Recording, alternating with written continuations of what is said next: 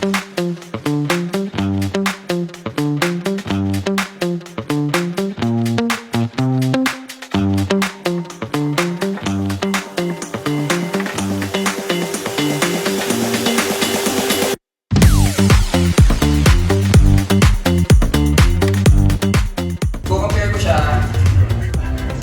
siya ngayon, 180. Para sa akin, hindi mo na kailangan mag-upgrade ng engine. So, yun yung pinaka talagang gusto ko sa bike. Malakas agad yung response ng motor. So, mostly sa akin, pag bumibili tayo ng motor, may na-upgrade natin yung engine.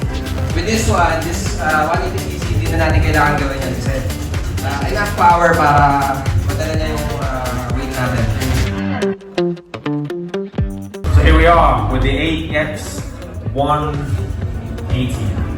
So this bike, it really looks good in black actually. If you see upside down forks on a small scooter, that's a Bristol bike. You've got the spoke wheels, you've got traction control, you have the start and stop technology, and you also have the keyless, the USB. Pero overall, nagustuhan ko sa motor na to, tatlong reason lang eh.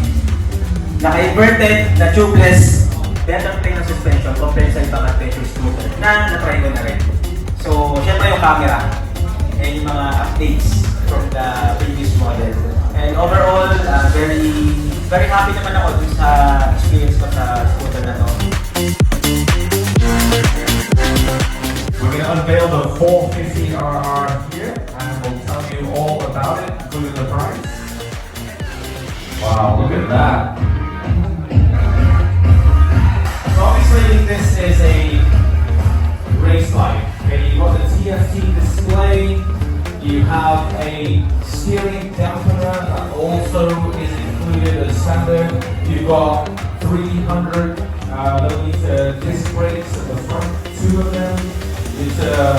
You've got this fantastic racing stance.